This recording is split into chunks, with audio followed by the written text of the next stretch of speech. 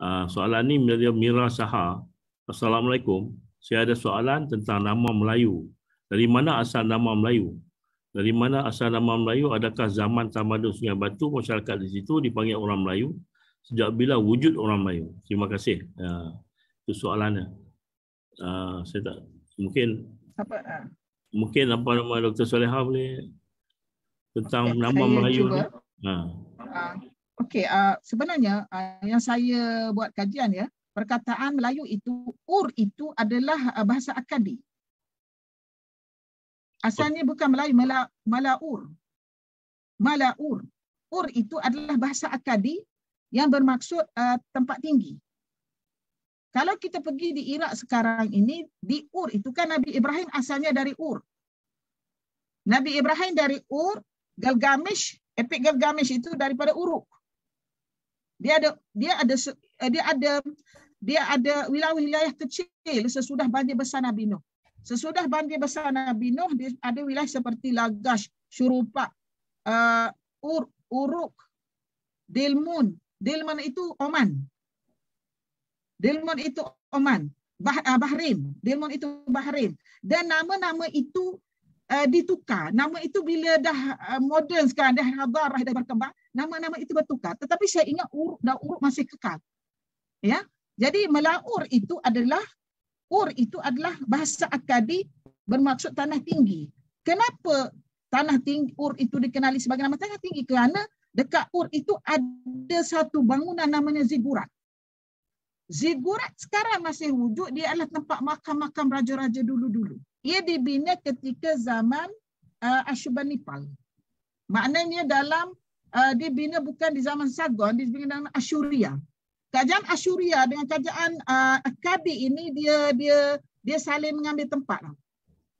Kita tahu the earliest kingdom yang wujud di atas muka bumi ini adalah yang diiktiraf oleh ahli sejarah ini adalah dia kata Sargon. Sekitar kalau Sargon dalam 2300, 2500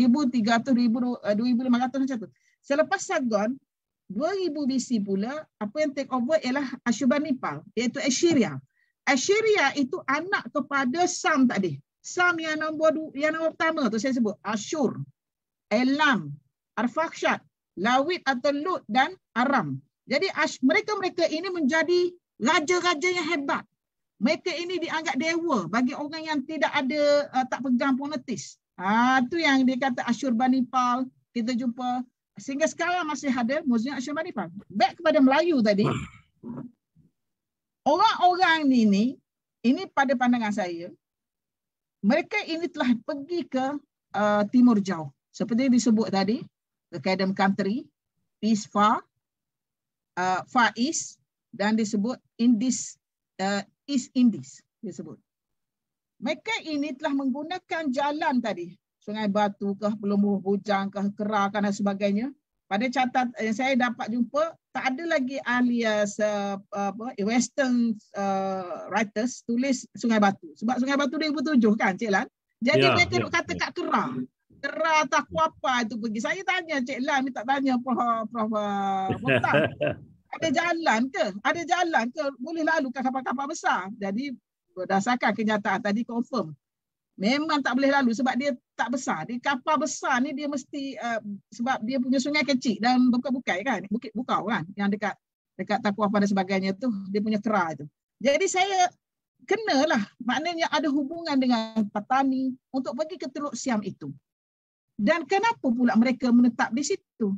Saya ada catatan, kita jumpa satu artikel yang ditulis bahawasanya orang-orang Champa ini tak ada kaitan.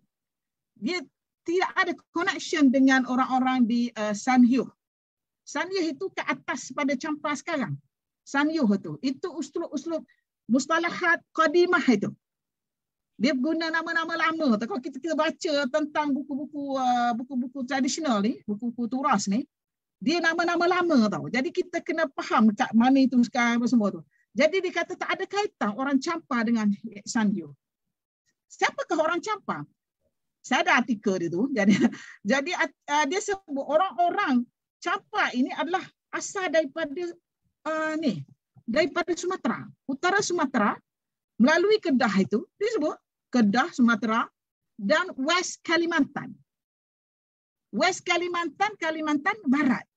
Jadi mereka ini duduk dekat situ dan kita maklum bahawasanya Laut Cina Selatan hari ini tu dulu bukan nama Laut Cina Selatan. Dulu nama Laut Nusantara. Laut Nusantara itu.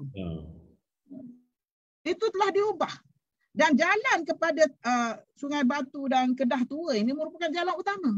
Kerana apa? Kerana jalan daripada Selat Melaka nak ke daripada Selat Melaka ke Singapura dan naik ke atas tu baru dibuka sekitar 4 senturi baru. Century of AD.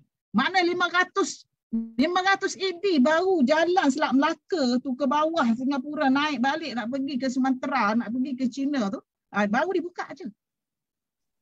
Ya. Jadi berdasarkan kenyataan ini maknanya bangsa Melayu itu maksudnya Melayu itu. Kenapa dipanggil Mala? Mala itu adalah orang.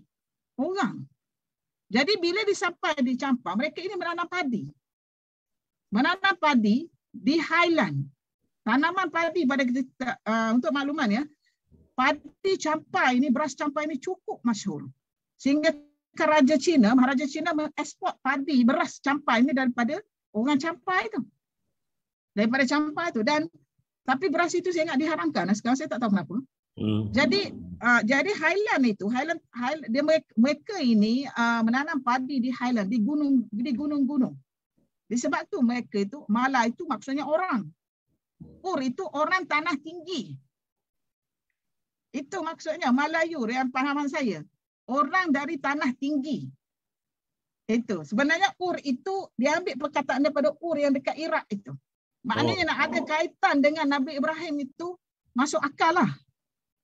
Itu. Kemudian kalau kita jumpa yang kita jumpa sungai apa? Dia kata sungai Jambi, sungai Melayu tu kemudian itu berlaku dah AD. Ya, sesudah kerajaan Sriwijaya. Itu saja Cik Lan. Saya ingat penjelasan. Sudah terjawab. Saya ingat sesi ni kalau kita buka ni banyak soalan lagi yang datang ni. Tapi kita tak akan habis di sini. Sesi ni saya ingat kita akan ada sesi yang saya akan bincang. Kita akan ada satu sesi lagi mungkin bersuah muka pula sekali ni. Mungkin saya akan atur tarikh lain pula. Sebab ada satu soalan di sini yang sepatutnya Prof Mokhtar mesej saya minta pasal ada satu meeting lagi beliau dalam pukul 12.30. Tapi saya tak tahu sama ada perlu saya tanya tak soalan ni. Saya ingat khusus pada Prof Soleha. Ataupun soalan ni kita tunda ataupun macam mana. Kalau Profesor Soleha boleh tahu tak soalannya? Boleh tahu soalannya? Soalannya pada pandangan kedua Prof, di dalam Quran surah 5 ayat 68, wahai ahli kitab, kamu tidak dipandang berdin sedikit pun selagi tidak menegakkan ajaran Taurat, Injil dan apa yang diturunkan di Al-Quran Tuhanmu kepadamu. Jadi bagaimanakah pelaksanaan atau pendekatan yang sesuai untuk dibukakan kepada umum? Itu dia punya buka kepada itu dia punya soalan lah. Jadi sebenarnya jawab soalan ni panjang tu Cik Lah. Cuma saya boleh ringkaskan lah bahawasanya kalau kita betul-betul kaji Quran ya disebut dalam tu Ahlul Kitab, Bani Israel, Ahlul Kitab, Al-Asbat itu adalah orang yang Ahlul Kitab ni orang yang hampir dengan Nabi. Orang yang hampir dengan Nabi itu. Mereka ini biasa adalah golongan daripada Yahudi dan kita kena maklum Yahudi itu bukannya Yahudi yang kita faham sekarang. Ya, mereka itu adalah yang dibenarkan oleh boleh berkahwin dengan mereka dan boleh makan sembelihan mereka. Ya. Tetapi bila waktu itu berubah, data-data itu berubah, dia ada kategori dia, ahli kitab itu. Yang mereka awal itu solid, clean, bersih. Tetapi sesudah itu bila ada unsur-unsur media, mereka telah berubah. Mereka telah ubah data bahawasanya mereka mengatakan mereka lah daripada golongan nabi-nabi. Padahal tidak. Sehingga sampai hari ini anak-anak kita, generasi kita, orang Islam percaya bahawa nabi-nabi itu daripada golongan Yahudi. Cukup tidak benar. Ya, cukup tidak benar. Jadi itu adalah data inhiraf, data pada peringkat awal lah. Jadi kita untuk justru jawapan saya secara ringkas, untuk kita mengkaji data-data yang dikemukakan oleh ahli kitab itu, satu saja nasihat saya, kena bagus dalam bahasa Arab. Bagus dalam bahasa Arab dengan bagus untuk baca kitab Turas itu. Maknanya kena ahlinya yang boleh memberi tafsir terhadap kata-kata itu boleh diikuti atau tidak. Kerana kalau kita baca terjemahan bahasa Malaysia, terjemahan Inggeris dia tak kena. Sebab dalam kaedah nahwu, dalam kaedah bahasa Arab tu dia ada urat-uratnya. Dan benda itu tidak diberitahu dalam terjemahan bahasa Arab, bahasa Melayu dan bahasa Inggeris serta bahasa lain. Dia kena faham dalam bahasa asal. Itu. Jadi itu jawapan saya secara ringkas. Mungkin boleh dipanjangkan sesudah ini. InsyaAllah. Terima kasih Profesor Solehah dengan atas jawapan tersebut.